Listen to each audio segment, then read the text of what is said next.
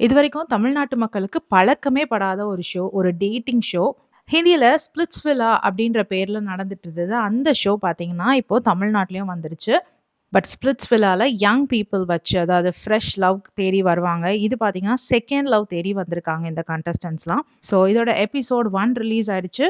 First எபிசோட்ல என்னென்ன விஷயம் இருந்ததுன்னு பார்த்தீங்கன்னா, ரம்யா கிருஷ்ணன் மேம் ஒரு இன்ட்ரோடக்ஷன் குடுத்தாங்க. ஷோ எப்படி இருக்க போகுது அப்படின்னு சொல்லிட்டு. அண்ட் கண்டஸ்டன்ட்ஸோட இன்ட்ரோடக்ஷன், ஸ்ருதிகாவோட இன்ட்ரோடக்ஷன் எல்லாமே இருந்தது. அண்ட் மோஸ்ட் ஆஃப் ஆல் எல்லா கண்டஸ்டன்ட்ஸ் உடைய பாஸ்ட் லைஃப், அவங்களோட ஹார்ட் பிரேக்ஸ அவங்களுடைய வாயாலேயே ஒவ்வொருத்தரும் வந்து ஒவ்வொரு போட்டியாளரும் எக்ஸ்பிளைன் பண்ணாங்க. உள்ள வரும்போதே ஆளுக்கு ஒரு பெட்டி தூக்கிட்டு வந்தாங்க. ஸோ அந்த பெட்டியில அவங்களுடைய பேக்கேஜ் இருந்தது. அதாவது அவங்க மனசுல இருக்க பாரத்த எழுதி வச்சிருக்காங்களாம். யார் யாருக்கு அந்த ரிலேஷன்ஷிப்ல என்ன மாதிரியான பாரம் இருந்தது அப்படிங்கிறத வந்து ஒரு லைன்ல எழுதி வச்சிருந்தாங்க. இந்த ஷோல ஸ்ருதிகா வந்து இந்த எபிசோட் ஃபுல்லா வந்து ஒரு டிவில உட்காந்து பார்க்குற மாதிரியும், அந்த சைட்ல பார்த்தீங்கன்னா, ரம்யா கிருஷ்ணன் மேம் வந்து எல்லா கண்டஸ்டன்ட்ஸ் கிட்டயும் பேசிட்டு இருந்த மாரியும் காமிச்சாங்க. இந்த ஷோ எப்படி போக போகுதுன்னா, வீக்கெண்ட்ஸ்ல மட்டும் ரம்யா கிருஷ்ணன் மேம் வருவாங்க. வீக் ஃபுல்லா பார்த்தீங்கன்னா, நம்ம ஸ்ருதிகா தான் வந்து ஒரு கியூபிடா இருந்து, காதல் தேவதையா இருந்து இந்த கண்டஸ்டன்ட்ஸ் எல்லாம் வழி நடத்த போறாங்க அப்படின்னு தெரிய வருது. இங்க பிரியங்காவுடைய பாஸ்ட் அப்படின்னு கேட்டீங்கன்னா, இவங்களுக்கு அவங்க பார்ட்னர் வந்து ரொம்ப பெர்ஃபெக்ட்டா இருக்கணும் அப்படின்னு சொன்னாராம். சின்ன சின்ன விஷயத்துல கூட பெர்ஃபெக்ஷன் எதிர்பார்த்தாராம். சும்மா சேட் பண்ணும்போது கூட சாரி அப்படின்னு ஸ்பெல்லிங் வந்து சின்னதா எழுதி அனுப்புவாங்கல்ல, SRY அப்படின்னு போட்டு, அதுல கூட வந்து பெர்ஃபெக்ட்டா இருக்கணும்னு ஃபுல்லா போடு, SORRYன்னு போடு அப்படின்ற மாரிலாம் அவர் சொல்லுவாராம். ஸோ ரொம்ப பெர்ஃபெக்ஷன் எதிர்பார்த்தாராம். அது அவங்களுக்கு செட் ஆகலையாம். ஸோ 6 மந்த்ஸ் ரிலேஷன்ஷிப்க்கு அப்புறம் பிரேக்கப் ஆனதா சொன்னாங்க. அடுத்து மோனிஷா. இவங்க விஜய் டிவில சீரியல் ஆக்ட்ரஸா வந்திருக்காங்க. ஸோ இவங்களுக்கும் ஒரு பாஸ்ட் லைஃப் இருந்திருக்கு. Married past life. இவங்க நெறைய துன்புறுத்தலுக்கு ஆளானதா சொல்றாங்க. டவுரி, டாமினேஷன் போன்ற என்னென்ன பிரச்சனைகள் இருக்குமோ, அது எல்லாத்தையுமே நான் அனுபவிச்சிருக்கேன்ற மாரி சொன்னாங்க.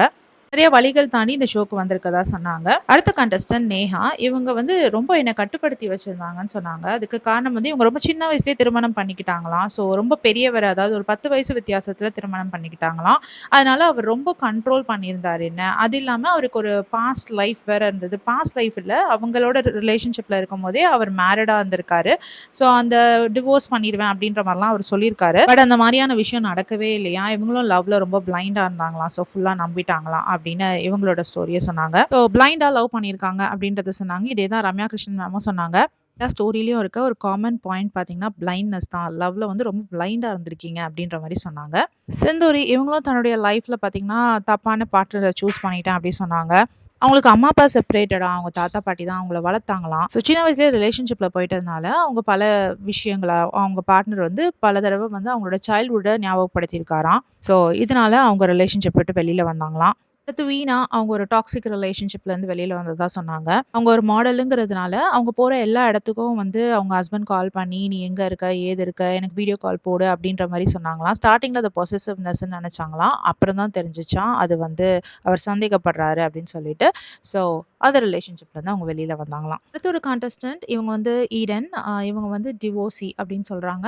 இவங்களையுமே வந்து அவங்க ஹஸ்பண்ட் வந்து நெறைய அப்யூஸ் பண்ணியிருக்கதா சொல்றாங்க. எமோஷனல் அப்யூஸ் நெறையா பண்ணியிருக்கிறதா சொன்னாங்க. ஃபார் எக்ஸாம்பிள் வீட்ல ஒரு சேர் இருந்தா, அந்த சேர்ல வந்து ஆம்பளைங்க மட்டும் தான் உட்காரணும் அப்படின்ற மாரி இருக்காம். ஸோ இவங்க போய் உட்கார்ந்தா திட்டுவாராம் அவங்க ஹஸ்பண்ட். ஸோ இந்த மாதிரியான விஷயங்கள் எல்லாம் அவங்க ஹஸ்பண்ட் பண்ணியிருக்காராம். சரி இவர் வேணாம்னு நெனச்சு விட்டுட்டு வந்தா, திரும்ப திரும்ப பின்னாடி வந்து கெஞ்சுவாராம். "நீ இல்லாம எனக்கு லைஃபே இல்ல" அப்படின்ற மாதிரி. ஸோ ஒரு டைம்க்கு மேல அவங்களால தாங்க முடியாம அந்த ரிலேஷன்ஷிப்லேருந்து வெளியில வந்தாங்களாம்.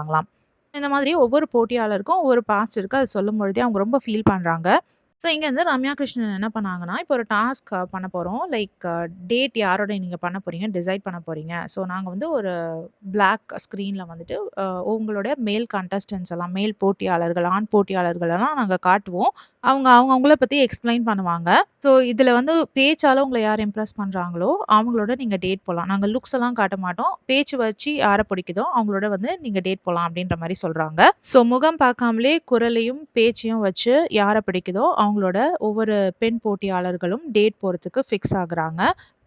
இதுல நெறைய பெண் போட்டியாளர்கள் சூஸ் பண்ண ஒரு பெர்சன் அப்படின்னு பார்த்தீங்கன்னா, ராஜா என்கிற ஒரு நபர். ஏன்னா, அவர் ரொம்ப ஃபன்னா பேசினாராம். ரொம்ப மெச்சூர்டா பேசினாராம். அவர சூஸ் பண்ணது பார்த்தீங்கன்னா, பிரியங்கா, ஈடன், செந்தூரி இவங்க எல்லாருமே சூஸ் பண்ணாங்க. மோனிஷா வெக்கே அப்படிங்கிற ஒரு போட்டியாளர அவரோட நேம் டிஃபரெண்ட்டா இருக்குன்னு சொல்லி, அண்ட் அவர் பேசின விதமும் புடிச்சதுன்னு சொல்லி சூஸ் பண்ணாங்க.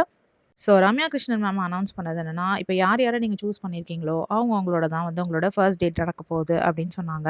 ஸோ இதெல்லாம் நடக்கும்பொழுது, இதெல்லாம் டிவில பார்த்துட்டு இருக்க ஸ்ருதிகா, அந்த பக்கம் ரன்னிங் கமெண்ட்ரி மாரி ஒவ்வொரு சீனுக்கும் வந்து சீன் பை சீன் வந்து கமெண்ட்ரி குடுத்துட்டு இருந்தாங்க. அது கொஞ்சம் ஃபன்னாவே இருந்தது. இதுக்கப்புறம் பெண் போட்டியாளர்கள் எல்லாம் உள்ள அனுப்பிச்சுட்டு, ஆண் போட்டியாளர்கள வெல்கம் பண்ணாங்க. அவங்க எல்லாருமே வந்து மாஸ்க்கோட வந்தாங்க. அப்புறம் மாஸ்க்க ரிமூவ் பண்ண சொன்னாங்க. ஸோ ஒவ்வொரு ஆண் போட்டியாளர்களுடைய பாஸ்ட்ட பத்தியும் கேட்டாங்க. இந்த போட்டியாளர்கள்ல குறிப்பா பார்த்தீங்கன்னா, வெகே என்ற நபர் வந்து என்ன சொன்னாருன்னா, "என்ன வந்து கோஸ்ட் பண்ணிட்டு போயிட்டாங்க, என்னோட லவ்வர்" அப்படின்னு சொல்லிட்டு. நல்லா பேசியிருந்த என் பார்ட்னர் எனக்காக ஜிம்ல வந்து காசு பே பண்ணாங்க. அந்த மாதிரியான ஒரு பார்ட்னர் திடீர்னு ஃபோன வந்து ஸ்விட்ச் ஆஃப் பண்ணிட்டு என்கிட்ட ஒழுங்காவே பேசல. எப்போ அப்படியே ட்ரை பண்ணி ரீச் பண்ணாலும், நான் பிஸியா இருக்கேன்னு என்னோட பேசுறத அவாய்ட் பண்ணாங்க. ஸோ எனக்கு புரிஞ்சிருச்சு அப்படின்ற மாரி வெக்கே சொன்னாரு. வெக்கேவ பொறுத்தவரைக்கும் இதுதான் அவரோட ஃபர்ஸ்ட் லவ். அதாவது ஒரு வேளை இந்த ஷோல அவர் லவ் பண்ணாருன்னா, இதுதான் அவரோட ஃபர்ஸ்ட் லவ்வா இருக்கும் அப்படின்னு அவர் சொல்றாரு. அடுத்து தேஜஸ் பார்த்தீங்கன்னா, இவர் ஒரு அமெரிக்க தமிழ் பையன் அப்படின்னு அவர இன்ட்ரோடியூஸ் பண்ணிக்கிட்டாரு. ஸோ இவருக்கு வர பார்ட்னர் வந்து ஒரு ஆர்டிஸ்ட்டா இருந்தா இவர நல்லா புரிஞ்சுப்பாங்க அப்படின்னு வந்துட்டு அவர் நெனைக்கிறாரு. ஸோ நான் என்னோட ஃபர்ஸ்ட் பார்ட்னரா ஒரு ஆர்டிஸ்ட்டா இல்லாம நான் ஆர்டிஸ்ட்டா சூஸ் பண்ணது தான் என்னோட லைஃப் வந்து இந்த மாதிரி இருக்கு அப்படின்னு அவர் சொல்றாரு. அடுத்து அபெட். இவர் ஒரு ஸ்போர்ட்ஸ் பெர்சனா. ஸோ வந்து ஸ்போர்ட்ஸ்ல எப்படி ஃபாஸ்ட்டா இருப்பானோ, அதே மாரி என் லைஃப்லயும் பார்த்தீங்கன்னா, என் கல்யாண லைஃப்ல ஃபாஸ்ட்டா எல்லாத்தையும் பண்ணி, எங்க லைஃப்பும் வந்து ஃபாஸ்ட்டா முடிஞ்சு போச்சு. மேரிட் லைஃப் ஃபாஸ்ட்டா முடிஞ்சு போச்சு அப்படின்னு சொல்லி சொன்னாரு. ஸோ இப்ப செகண்ட் லவ்ல நிறுத்தி நிதானமா ஃபர்ஸ்ட்லேருந்து ஸ்டார்ட் பண்ணுவேன் அப்படின்னு சொன்னாரு. நிறைய பெண்கள் டேட்டிங் போக விரும்பின அந்த ஒரு கண்டஸ்டன்ட் ராஜா அவர்கள் என்ன சொன்னாருன்னா, அவரோட லைஃப்ல அவரோட பார்ட்னர அவங்க ஆசைப்படி இருக்க விட்டாராம். அவங்க பார்ட்னர் ஃபாரின் போய் படிக்கணும்னு கேட்டாங்களாம். அதே மாதிரி சரின்னு இவர் அனுப்பிச்சு வச்சாராம். ஆனா அனுப்பின பிறகு அவங்க அங்க போய் சேஞ்ச் ஆயிட்டாங்க அப்படின்ற மாரி சொன்னாரு. இப்படி ஒவ்வொருத்தருக்கும் ஒவ்வொரு பாஸ்ட் இருக்கு. நம்மளுடைய பிக் பாஸ் வின்னரான அசிம் அவர்கள் இந்த ஷோல பார்ட்டிசிபேட் பண்றாங்க. அசிம் சொல்ற விஷயம் என்னன்னா, அவருடைய ஸ்டார்டம் தான் அவரோட லைஃப்ல வந்து ஒரு பெரிய பிரச்சனையா இருந்ததாம். தனக்கு இங்க தான் இருக்கணும், தமிழ்நாட்ல தான் இருக்கணும், நான் ஒரு ஆர்டிஸ்ட்டா தான் இருக்க போறேன் அப்படின்னு சூஸ் பண்ணாராம். பட் அவரோட ஒய்ஃப்க்கு பார்த்தீங்கன்னா, அப்ராட் போணும்னு ஆசை இருந்ததாம். ஸோ தனால கூட அதுக்கு ஜாயின் பண்ண முடியாதுன்னு சொன்னதுனால, டிவோர்ஸ் வேணும்னு கேட்டாங்களாம். ஸோ அதனால தான் இவங்க பிரிஞ்சுட்டதா வந்து அசிம் சொன்னாரு. இவருக்கு ஒரு மகனும் இருக்கிறதா இந்த ஷோலயே அவர் சொல்லியிருக்காரு. ஸோ இப்படி அவங்க எல்லாருடைய பாஸ்ட்டையும் ஒவ்வொருத்தரா சொல்ல, ரம்யா கிருஷ்ணன் மேம் ஆல்ரெடி பெண் போட்டியாளர்கள் எல்லாருமே உங்களோட டேட் போறதுக்காக ரெடியா இருக்காங்க. ஸோ யார் யாரோட டேட் பண்ண போறாங்க அப்படின்ற விஷயத்த கூட அவங்க சூஸ் பண்ணிட்டாங்க. பெண் போட்டியாளர்கள் சூஸ் பண்ணிட்டாங்க அப்படின்ற மாரி ரம்யா கிருஷ்ணன் மேம் சொல்றாங்க.